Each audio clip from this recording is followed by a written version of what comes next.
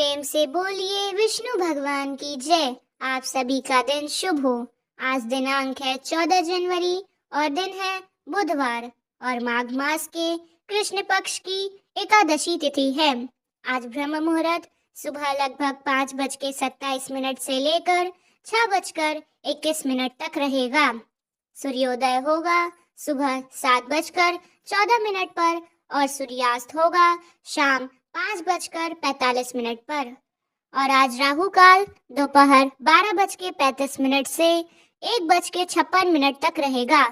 पहले हम आपको सुनाते हैं माघ मास में सुने जाने वाली कहानियां, उसके बाद माघ मास महात्म्य और फिर भगवत कथा का श्रवण करेंगे।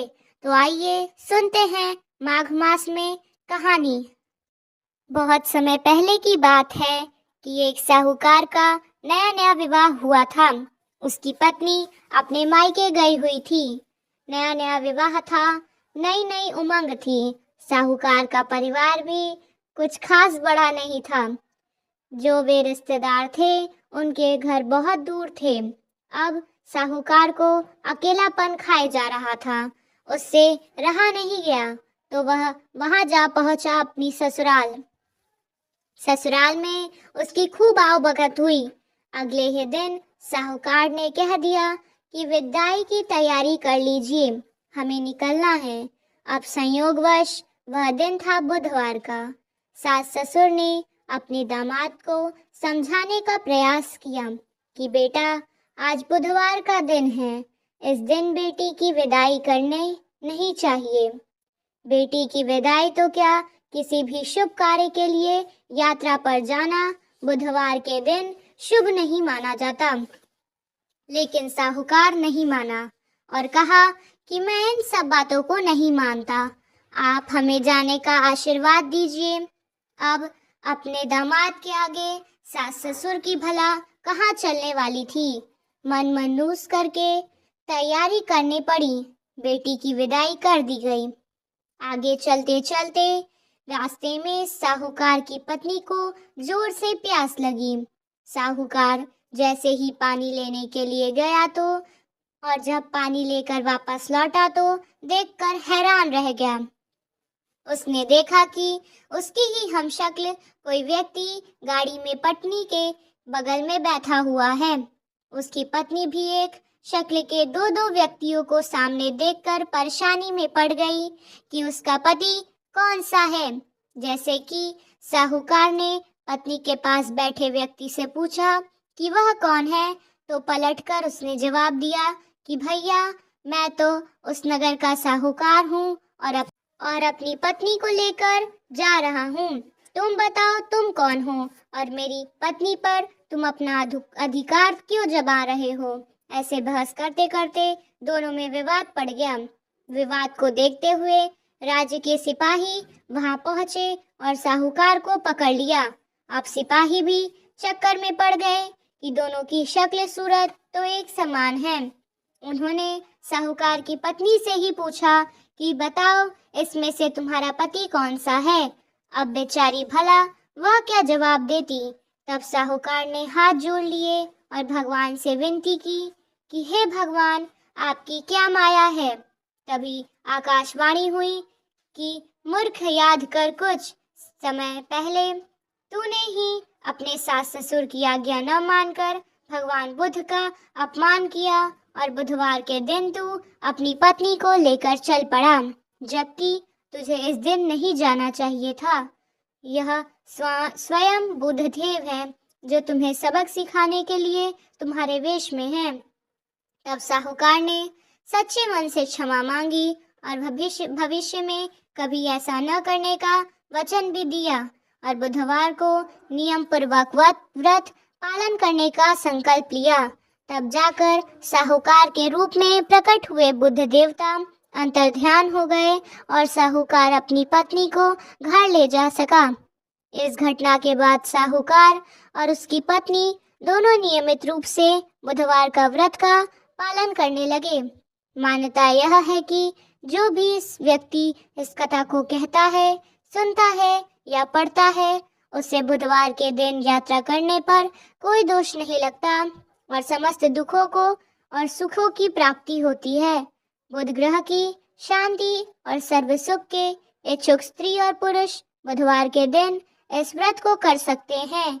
ज्ञान, बुद्धि, कार्य, व्यापार आदि में उन्नति के लिए भी बुधवार का व्रत ही बहुत ही शुभ और फलदायी माना जाता है। आज के दिन बुध देवता के साथ साथ भगवान गणेश जी की पूजा का भी विधान है। 10वां अध्याय श्रवण करें, उससे पहले हाथ जोड़कर प्रार्थना करें। यमदूत कहने लगे कि हे वैश्य, एक बार भी गंगा जी में स्नान करने से मनुष्य सब पापों से छूटकर अत्यंत शुद्ध हो जाता है। जो मनुष्य गंगा जी को दूसरे तीर्थों के समान समझता है वह अवश्य नरक में जाता है। भगवान के चरणों में उत्पन्न हुई गंगा जी के पवित्र जल को श्री शिव जी अपने मस्तक में धारण करते हैं। वह ब्रह्मा जो संदेह रहित प्रकृति से अलग और निर्गुण है, ब्रह्मांड में उसकी समानता किससे हो सकती है। गंगा जी का नाम हजारों योजन दूर से ही लेने वाला नरक में नहीं जाता, इसलिए मनुष्य को अवश्यमेव गंगा जी में स्नान करना चाहिए। हे वैश्य, जो ब्राह्मण दान लेने का अधिकारी होकर भी दान नहीं लेता वह आकाश के नक्षत्रों में चंद्रमा के समान है। जो कीचड़ से गौ को निकालता है, जो रोगी की रक्षा करता है या जो गौशाला में मरता है वह आकाश में तारा होता है। प्राणायाम करने वाला मनुष्य सदैव उत्तम गति को प्राप्त होता है। प्रातः के समय स्नान के पश्चात जो 16 प्राणायाम करते हैं वह घोर पापों से बच जाते हैं। जो पराई स्त्री को माता सम्मान मानते हैं वह यम की यातना को नहीं भोगते। जो मन से भी कभी स्त्री का चिंतन नहीं करता वह दोनों लोगों को अपनी अधीन करता है। जो पराय धन को मिट्टी के समान समझता है वह स्वर्ग में जाता है। जिसने क्रोध को जीत लिया मानो उसने स्वर्ग को ही जीत लिया। जो माता पिता की सेवा देवता तुल्य करता है वह यम द्वार नहीं देखता, और जो गुरु की सेवा करते हैं वह ब्रह्मलोक को प्राप्त होते हैं। शील की रक्षा करने वाले स्त्री धन्य हैं। शील भंग करने वाली स्त्री यमलोक जाती हैं। जो वेदों और शास्त्रों को पढ़ते हैं या पुराण और संहिता पढ़ते हैं और सुनते हैं तथा जो स्मृति का व्याख्यान और धर्मशास्त्र समझते हैं या जो वेदांत में लीन रहते हैं वह पाप रहित होकर ब्रह्मलोक को प्राप्त होते हैं। जो अज्ञानियों को वेद शास्त्र का ज्ञान देते हैं वे देवताओं से भी पूजित होते हैं। यमदूत ने कहा है कि वैश्य श्रेष्ठ यमराज ने हमको वही आज्ञा दे रखी है कि तुम किसी वैष्णव को मेरे पास मत लाओ। हे वैश्य, पापी लोगों को इस संसार रूपी नर्क को पार करने के लिए भगवान की भक्ति के सिवाय दूसरा और कोई उपाय नहीं। भगवान की भक्ति न करने वाले मनुष्य को चांडाल के समान समझना चाहिए। भगवान के भक्त अपने माता पिता दोनों के कुलों को तार देते हैं और उनको नरक में नहीं रहने देते। और जो मनुष्य वैष्णव का भोजन करते हैं वे भी भगवान की कृपा से श्रेष्ठ गति को प्राप्त होते हैं। बुद्धिमान को सदैव वैष्णव का अन्न खाना चाहिए, इससे बुद्धि पवित्र होकर मनुष्य पाप नहीं करता। गोविंदाय नमः इस मंत्र का जाप करता हुआ जो मनुष्य मृत्यु को प्राप्त होता है वह परम धाम को प्राप्त होता है, इसमें कोई संदेह नहीं है। जो ओम नमो भगवते वासुदेवाय द्वादक्षर मंत्र या ओम नमो नारायणाय 8 मंत्र का जाप करता है उसके ब्रह्म हत्या इत्यादि बड़े पाप नष्ट हो जाते हैं। इसी तरह से हमारा 10वां अध्याय समाप्त होता है। अब सुनिए श्रीमद् भागवत महापुराण की आज की कथा। सूत जी महाराज कहते हैं, भगवान श्री कृष्ण के प्यारे सखा अर्जुन एक तो पहले ही श्री कृष्ण के विरह से व्याकुल हो रहे थे। उस पर राजा युधिष्ठिर ने उनके विषादग्रस्त मुद्रा देखकर उसके विषय में कई प्रकार की आशंकाएं व्यक्त करते हुए प्रश्नों की मानो झड़ी ही लगा दी थी। दुख और शोक से अर्जुन का मुख और हृदय कमल सा सूख गया था। चेहरा एकदम फीका पड़ गया था। वे उन्हीं भगवान कृष्ण की याद में ऐसे डूब रहे थे कि बड़े भाई के प्रश्नों का भी उत्तर नहीं दे सके। श्री कृष्ण के आंखों से ओझल होने के कारण वे बड़े परेशान थे और बड़े ही व्याकुल हो रहे थे। रथ हाँकने, टहलने आदि के समय भगवान ने उनके साथ जो मित्रता, अभिन्न हृदयता और प्रेम से भरे हुए व्यवहार किए थे, उनकी याद उन्हें रह रह कर आ रही थी। बड़े ही कष्ट से उन्होंने अपने शोक का वेग रोका, हाथ से अपनी आंखों के आंसू पोंछे और फिर रुधे हुए गले से अपने बड़े भाई महाराज युधिष्ठिर से कहा, हे महाराज, मेरे ममेरे भाई अथवा अत्यंत घनिष्ठ मित्र का रूप धारण कर श्री कृष्ण ने तो मुझे ठग ही लिया। मेरे जिस प्रबल पराक्रम से बड़े बड़े देवतागण भी आश्चर्य में डूब जाते थे, उसे श्री कृष्ण ने मुझसे छीन लिया।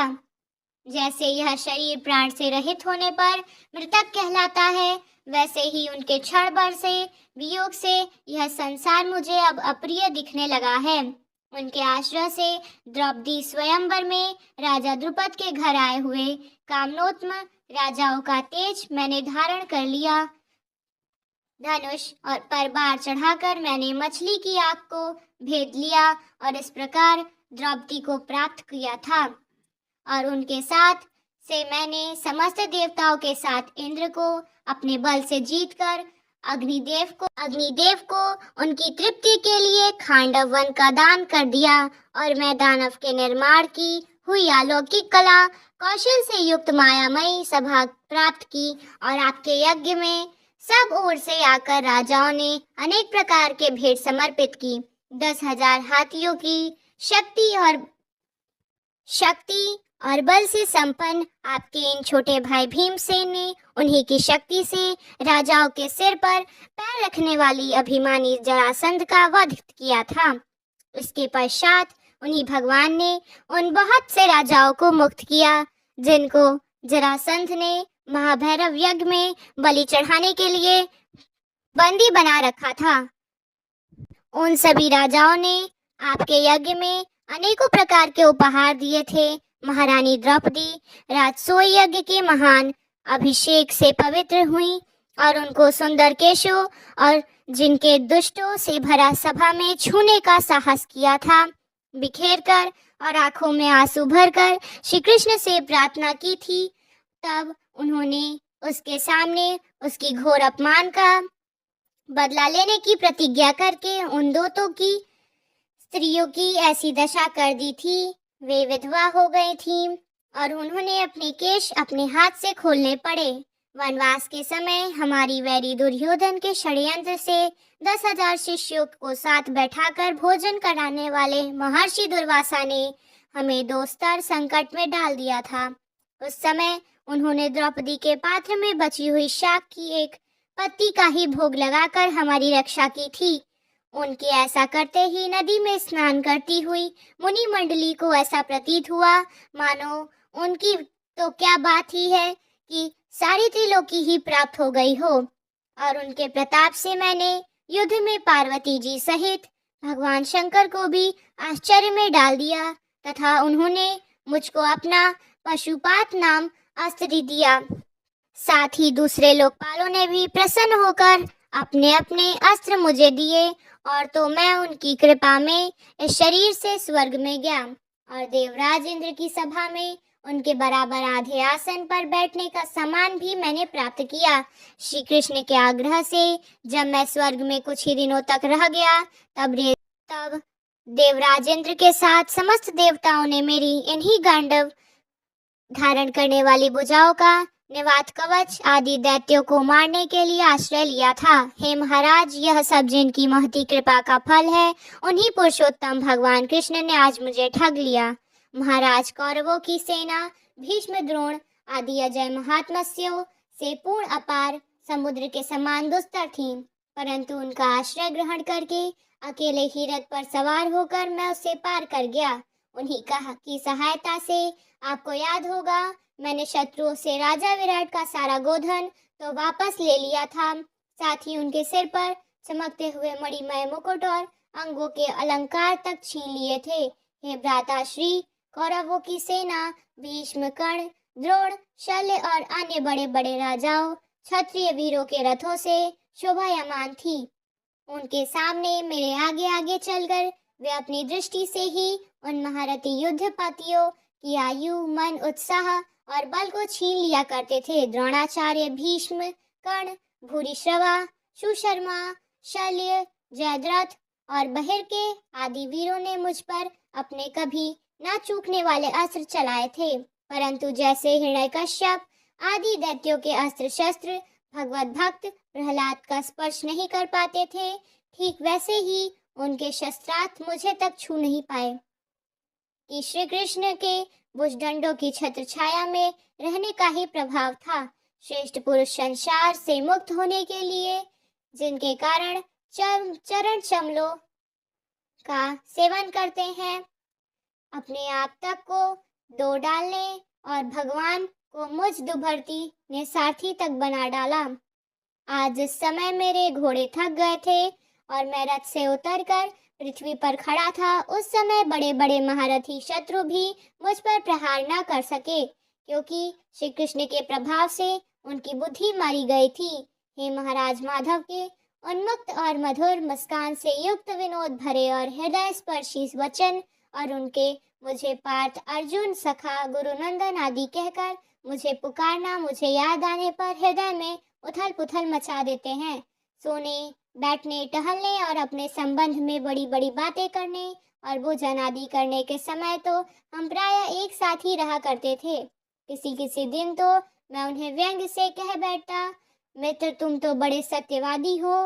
उस समय भी वे महापुरुष अपनी महानुभावता के कारण जैसे मित्र अपने मित्र का और पति का और पिता अपने मित्र के पुत्र का अपराध सह लेता है, ठीक उसी प्रकार हाँ महाराज, ठीक उसी प्रकार मुझ पर दुर्बरती के अपराधों को भी वह सह लिया करते थे। महाराज, जो मेरा सखा प्रिय मित्र नहीं मेरे हृदय ही थे, उन्हीं पुरुषोत्तम भगवान से आज मैं रहित हो गया हूँ।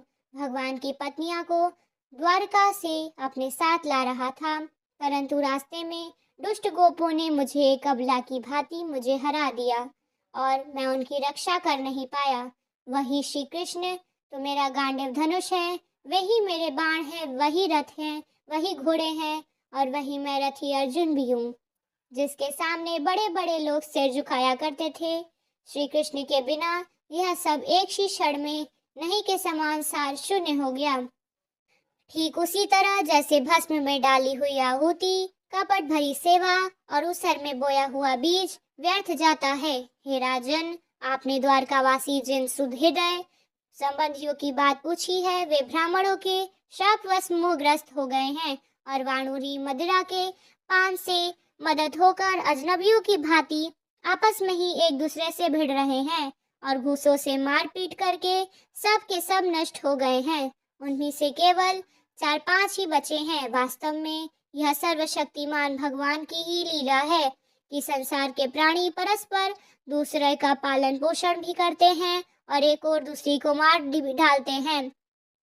हे राजन, जिस प्रकार जलचरों में बड़े जंतु छोटों को भी बलवान दुर्बलों को और बड़े बलवान भी परस्पर एक दूसरे को खा जाते हैं, उसी प्रकार अतिशय बली और बड़े यदुवंशों के द्वारा भगवान ने दूसरे राजाओं का संहार कराया। इसके बाद यदुवंशियों के द्वारा ही एक ही दूसरे यदुवंश का नाश कराकर पूर्ण रूप से पृथ्वी का भार उतार दिया। भगवान कृष्ण ने मुझे जो शिक्षाएं दी हैं, वे देश, काल और प्रयोजन के अनुरूप में और मेरे हृदय के ताप को शांत करने वाली थी। उनका ध्यान आते ही वे हमारे मन का हरण कर लेती हैं। सूत जी कहते हैं, इस प्रकार प्रणाग प्रेम से भगवान श्री कृष्ण के चरण कमलों का चिंतन करते करते अर्जुन की चित्तवृत्ति अत्यंत निर्मल और शांत हो गई। भक्ति के वेग ने उनके हृदय को मत कर उसमें से सारे विकारों को बाहर निकाल दिया। उन्हें युद्ध के प्रारंभ में ही भगवान के द्वारा उपदेश दिया गया गीता ज्ञान पुराण स्मरण हो गया, जिसके काल के व्यवधान और कर्मों के विस्तार के कारण प्रमादवश कुछ दिनों के लिए वे स्मृति हो गई थी, अर्थात वे भूल चुके थे। ब्रह्म ज्ञान की प्राप्ति से माया का आवरण भंग होकर गुणातीत अवस्था प्राप्त हो गई। सूक्ष्म शरीर भंग हो गया।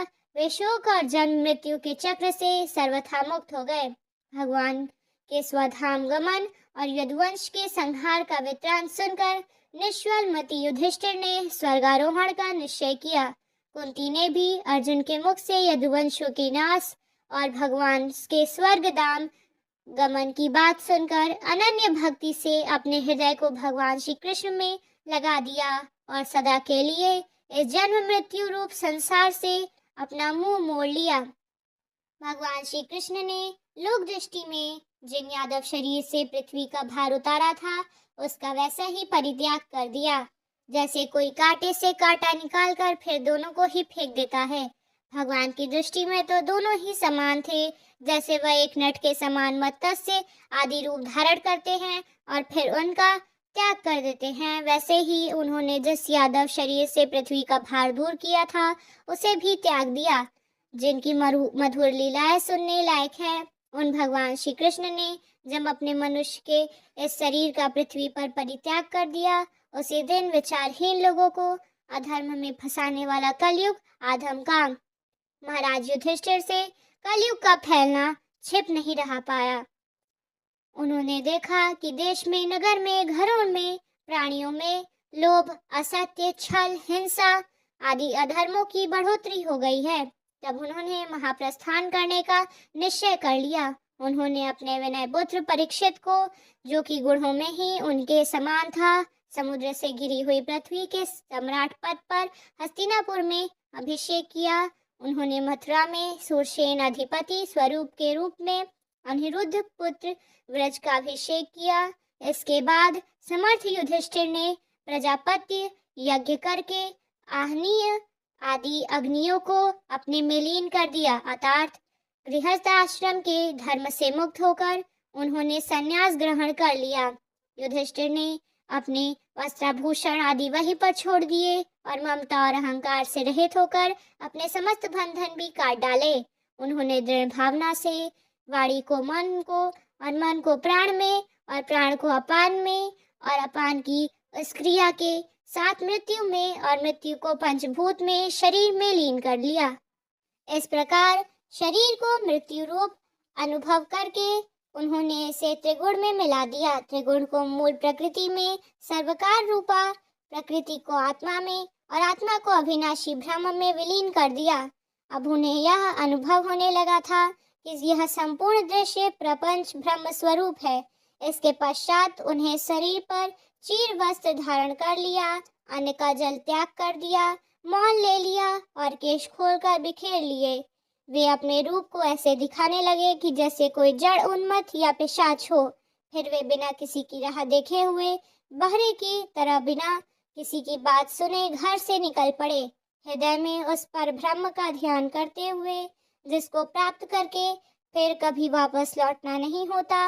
उन्होंने उत्तर दिशा की तरफ यात्रा की, जिस ओर पहले बड़े बड़े महात्मा जन भी जा चुके हैं। भीमसेन, अर्जुन आदि युधिष्ठिर के छोटे भाइयों ने भी देखा कि अब पृथ्वी के सभी लोग को अधर्म के सहायक कलयुग से प्रभावित कर रखा है। इसलिए वे भी श्री कृष्ण चरणों की प्राप्ति का दृढ़ निश्चय करके अपने बड़े भाई के पीछे चल पड़े।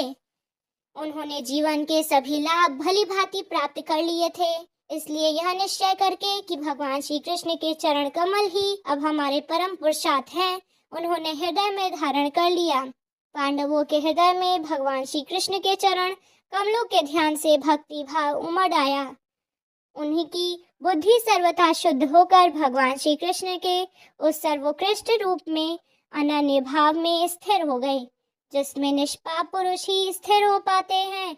इसके फलस्वरूप उन्होंने अपने विशुद्ध अंतःकरण से स्वयं की ही वह गति प्राप्त की जो विषय सशक्त दुष्ट मनुष्य को भी कभी प्राप्त नहीं हो सकती।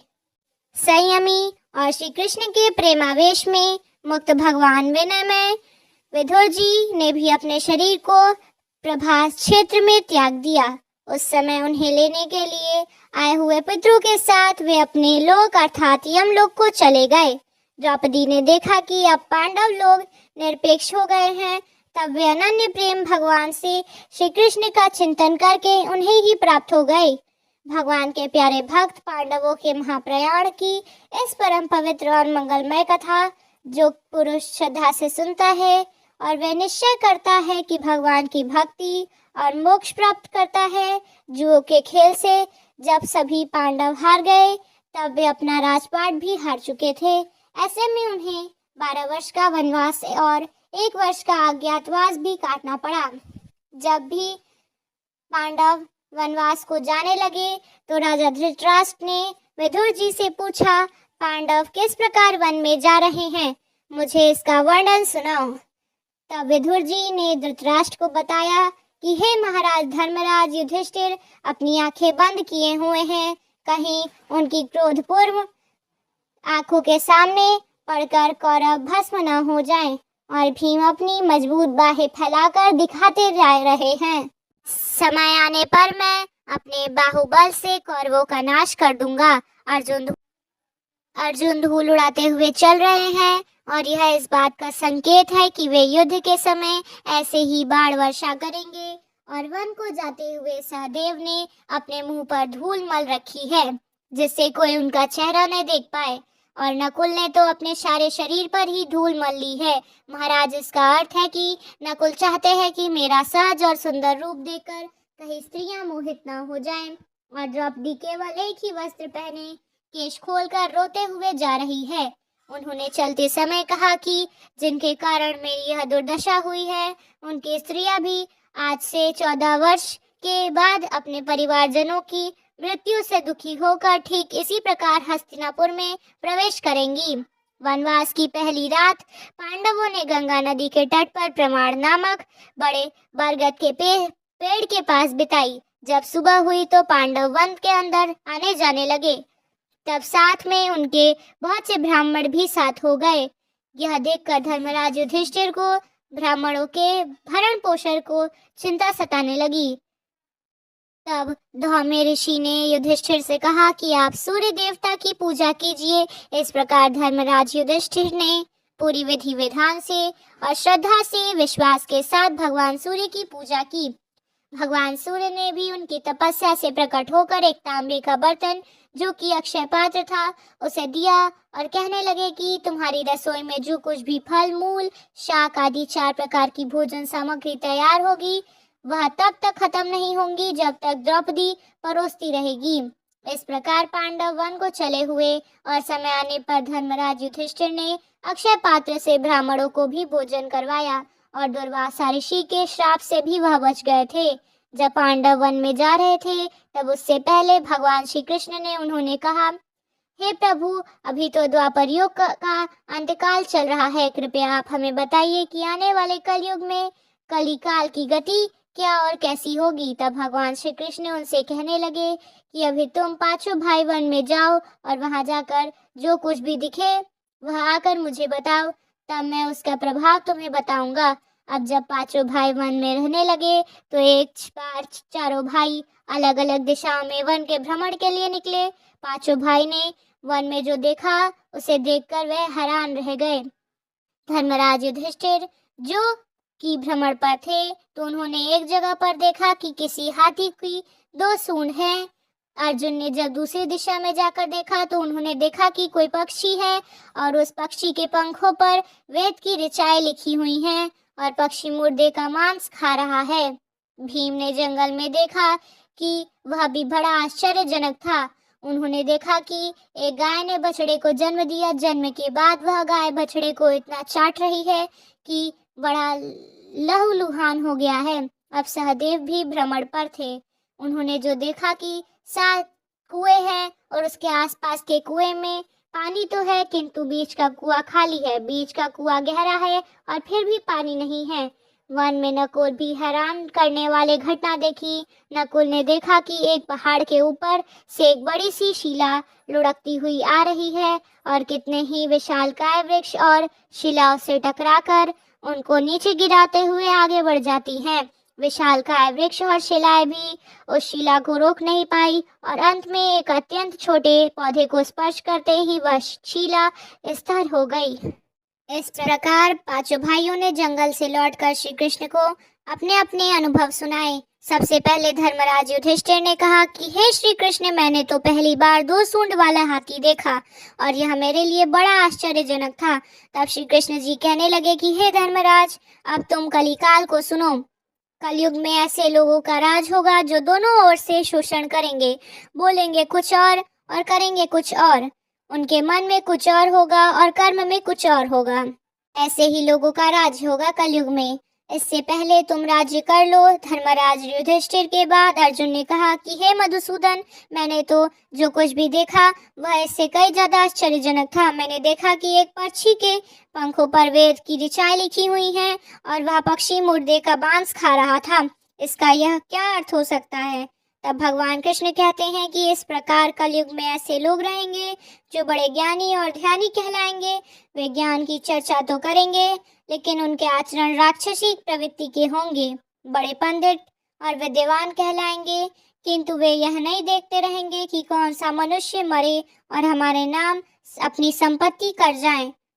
अब अर्जुन के बाद भीम ने अपना अनुभव सुनाया। भीम ने कहा कि मैंने देखा कि एक गाय अपने बछड़े को इतना चाटती है कि उसका बछड़ा लहूलुहान हो जाता है, उसके शरीर से रक्त टपकने लगता है। तब श्री कृष्ण कहते हैं कि कलयुग का मनुष्य शिशुपाल हो जाएगा। कलयुग में बालकों के लिए ममता का कारण इतना करेगा कि उनके विकास का अवसर ही नहीं मिलेगा और मोहमाया में ही घर बर्बाद हो जाएगा। किसी का बेटा घर छोड़कर साधु बनेगा तो हजारों व्यक्ति दर्शन करेंगे, किंतु यदि अपना बेटा साधु बनता होगा तो रोएंगे कि मेरा बेटे का क्या होगा। इतनी ममता होगी कि उसे मोह माया और परिवार में ही बांध कर रखेंगे और उसका जीवन वही समाप्त हो जाएगा। अंत में बेचारा अनाथ होकर मर भी जाएगा। भीम के बाद सहदेव ने पूछा कि हे मधुसूदन, मैंने जो देखा उसका क्या अर्थ हो सकता है? मैंने तो यह देखा कि 5 से 7 कुएं जो भरे हुए थे, लेकिन उनके बीच का कुआं जो कि सबसे ज्यादा गहरा भी था और उसमें एकदम पानी खाली था।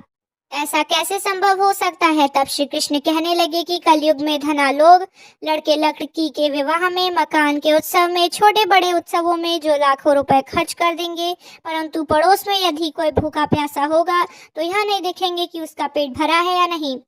उनका अपना ही सगा भूखे से मर जाएगा और वे देखते ही रहेंगे।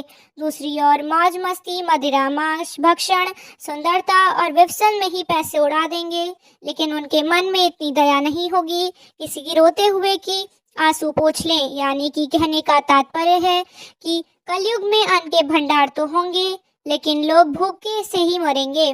इसका साफ साफ अर्थ है या कि लोगों के मन में दया ही नहीं होगी। लोग अपने सामने लोगों को भूखा मरता देखेंगे, लेकिन अपना धन उन पर खर्च नहीं करेंगे। सहदेव के बाद नकुल ने भगवान श्री कृष्ण से कहा, मैंने भी एक आश्चर्य देखा। हे प्रभु, मैंने तो यह देखा कि एक बड़ी सी चट्टान पहाड़ पर से लुढ़की और अपने साथ न जाने कितने बड़े बड़े मजबूत पत्थरों को उखाड़ती चली गई। साथ ही अपने छोटी छोटी और बड़ी बड़ी चट्टानों को भी उखाड़ती चली गई। उसे कोई नहीं रोक पाया, लेकिन एक छोटे से नन्हे से पौधे से टकराते ही वह चट्टान रुक गई और अपनी ही जगह पर स्थिर हो गई। इसका क्या अर्थ हो सकता है? तब श्री कृष्ण कहने लगे, कलयुग में मानव का मन नीचे गिरेगा और उसके जीवन पतित होता चला जाएगा। यह पतित जीवन धन की शिलाओं से नहीं रुकेगा, न ही सत्ता के वृक्षों से रुकेगा, किंतु भगवान के नाम एक छोटे पौधे से, हरि कीर्तन के एक छोटे पौधे से, भगवान का नाम लेने से, केवल भगवान में अपना ध्यान लगाने से मनुष्य का पतन होना रुक सकता है। इस प्रकार भगवान श्री कृष्ण ने 5 पांडवों को उनके द्वारा देखी गई आश्चर्यजनक घटनाओं का वर्णन सुना दिया कि जो कि कलयुग से संबंधित था। इसी तरह से श्रीमद् भगवत कथा समाप्त होती है। अगर आपको यह वीडियो पसंद आई हो तो चैनल को लाइक और सब्सक्राइब कीजिएगा और बेल आइकन को प्रेस करिएगा, जिससे आपको यूनिक वर्ड ऑफ गॉड की सारी वीडियोस मिलती रहेंगी। और 11वें अध्याय के लिए चैनल से जुड़े रहिएगा। राधे राधे।